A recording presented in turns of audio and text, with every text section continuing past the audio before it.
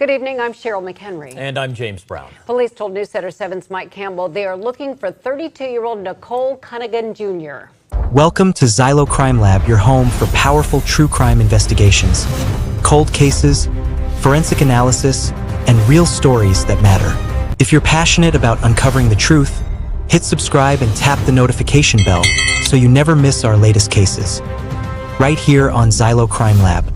News Center 7 has been on top of this trial all week. I'm Gabrielle Enright. James Brown is off. Just in the last hour, the jury found Nicole Cunningham Jr. guilty of killing the mother of his children, who was pregnant and a teenager. Precious Taste was 32 years old, a resident of Dayton, Ohio, whose life was tragically defined by the relationships she held and the courage she ultimately found to fight for her safety. While the news reports offer heartbreaking details of her final moments, they also speak volumes about her character. Precious was a young, pregnant mother raising a family. At the time of her death, Precious was the devoted mother of twin 4-year-old girls.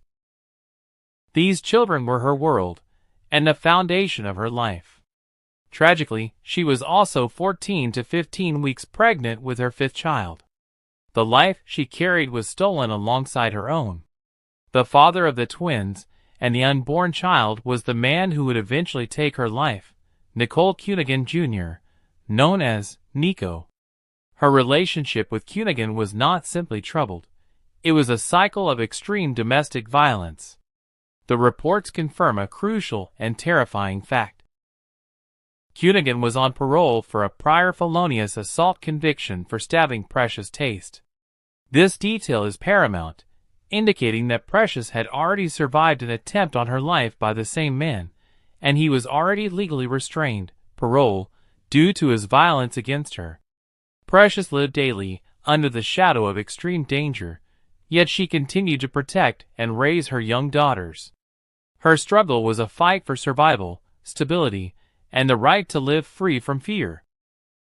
The second victim was 16-year-old Deontay Johnson.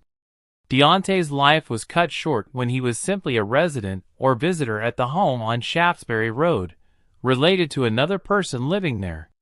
He was an innocent young man caught in the crossfire of a domestic dispute that was not his own.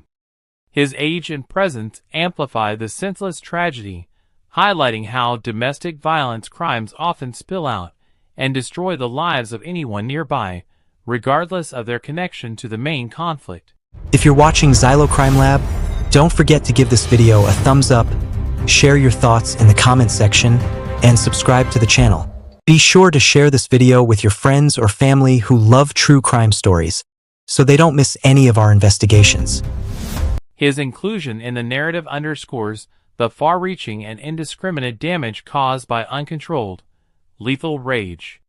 The foundation of this crime was control, jealousy, and the terrifying concept of ownership that often drives domestic abusers.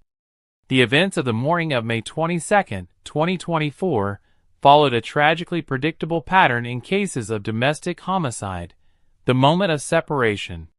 The violence erupted around 6:20 a.m. at Precious's home in the 1400 block of Shaftesbury Road in Dayton, Ohio. The initial argument was over a minor issue, Precious's vehicle. However, the fight quickly escalated when Precious found the courage to state the decisive boundary she needed to survive. Precious Taste definitively told Nicole Cunningham Jr. that she didn't want to be with him anymore. This courageous act of self-assertion and separation became the immediate death sentence. Losing control and losing Precious were things Cunningham could not tolerate. In a moment of chilling manipulation, Cunningham allegedly said he would go get the keys to the vehicle and asked Precious not to call the police. This request was a mechanism of control, designed to lower her guard and prevent outside intervention while he prepared his attack. He returned shortly after with murderous intent. Instead of knocking or waiting, Cunningham violently forced his way into the home by pushing in Precious's bedroom window. This act was a clear signal of escalation and a violation of the victim's last place of safety. Once the window was breached, The reports detail a sequence of events that demonstrate Cunningam's calculated and indiscriminate violence. Cunningham reportedly spoke to Precious before pulling out a gun. The first shots were fired into the window, which tragically struck and killed 16-year-old Deontay Johnson. Deontay was instantly murdered, a bystander who lost his life simply by being in the wrong place at the wrong time. Cunningham then entered the home through the now broken bedroom window. He hunted Precious down, chasing her through her own house. He caught up to Precious' taste and shot her multiple times, ending the life of the mother and her unborn child. Crucially, Precious's 3-year-old twin daughters were home at the time of the shooting. They were not only left without a mother, but they were also forced to be present during the final, terrifying moments of her life. After the murders, Cunningham fled the scene in the stolen silver Chevrolet Equinox, which was later reported to have been used in an aggravated robbery. The manhunt was swift and highly coordinated.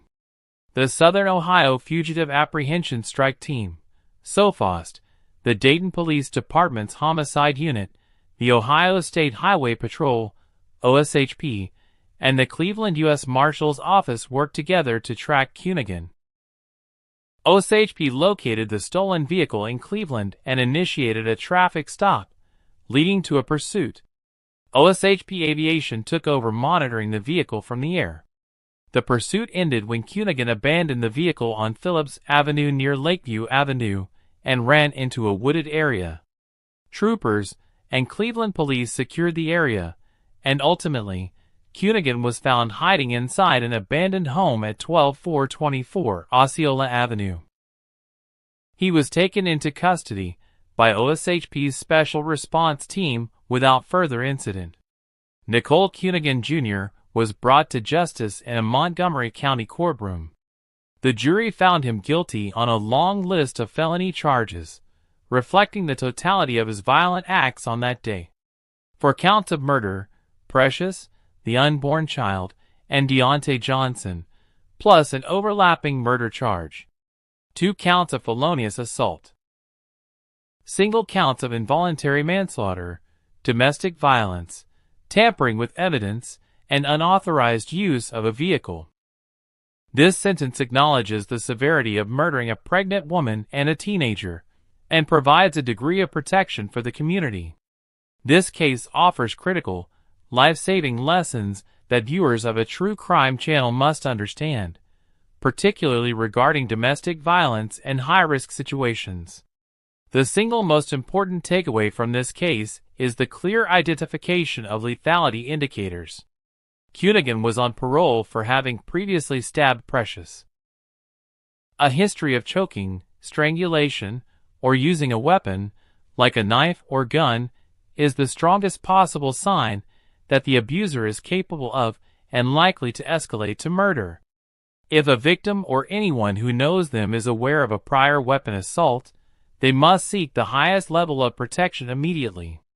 Precious was murdered immediately after she asserted her independence and said she was leaving him. The act of leaving an abusive relationship is statistically the most dangerous time for a victim. Abusers react violently when they perceive a loss of control. Victims planning to leave must do so with a comprehensive, professional safety plan that includes having emergency funds, critical documents, and a safe place to relocate without the abuser knowing their new location. The fact that Cunningham was on parole for stabbing Precious and still had access to her highlights a systemic failure. The legal system must treat felonious assault in a domestic context with the utmost severity, ensuring parole conditions include enforceable, monitored distance from the victim. High-risk offenders require specialized monitoring that prioritizes the victim's ongoing survival. Friends and family members who witness domestic violence must be educated on the risk. They need to understand that their intervention may save a life. This does not mean confronting the abuser, but rather providing support for the victim to connect with professional help and secure a confidential place of safety. The morning of May 22nd started like any other in the quiet neighborhood on Shaftesbury Road in Dayton, Ohio. The sun was just starting to climb, painting the sky with pale pinks and oranges. It was 6:20 a.m., a time when most people are just waking up, making coffee, or getting kids ready for the day. But for the first responders rushing to the 1400 block, this morning was already broken. The emergency call came in as a shooting, but what police found inside the house was far more shocking than anyone could have guessed. 2 people were dead. The first victim was 32-year-old Precious Taste, a young mother, a woman with her whole life ahead of her. The second was 16-year-old Deontay Johnson, a teenager whose promising future had been violently cut short. Precious was not just a mother. She was pregnant, 14 to 15 weeks along. The attacker hadn't just killed 2 people. He had destroyed 3 lives in one moment of uncontrolled rage. And as police searched the home, the scene became even more heartbreaking. Precious's twin daughters, just 3 years old, were also inside the house when the horror happened. Imagine the quiet of that early morning, instantly replaced by screams and gunshots, all witnessed by 2 small, innocent children. The hunt for the killer started immediately. The police quickly named the main suspect, Nicole Cunningham Jr., known as Nico. Cunningham was the father of Precious's twin daughters, and the father of the child she was carrying. This was not a random attack. It was domestic violence turned deadly. As police began to gather facts about the man they were searching for, the case took a disturbing turn that revealed the true depth of the danger Precious had been living in. Court records revealed a history between Cunningham and Precious, a history that should have put every alarm bell on high alert. Nicole Cunningham Jr. was not just an angry boyfriend or father. He was a convicted felon, and at the time of this double murder, he was on parole for a serious crime. What was that crime? He had stabbed Precious Taste. He was facing punishment for trying to kill her once before, yet he was free. Now she is gone. The question isn't just what happened in that house, but how a known attacker, released from prison for attacking the victim, was allowed to be near her to finish the job. This story is a dark journey into a fight for survival that tragically failed. Let me know in the comments. Have you ever been told to mind your own business when you saw signs of trouble in a relationship? What state or country are you watching this from? Your comments help us reach more people with these important warnings. Cunningham had tasted freedom despite his violent past, and now he had escaped again. But the police were closing in, and they knew exactly who they were looking for. The next step was figuring out where a man with nothing left to lose would run to hide. Thank you for watching this true crime story on Xylo Crime Lab. We hope you and your loved ones stay safe and out of harm's way. Take care of yourselves and your family, and we'll see you in the next investigation.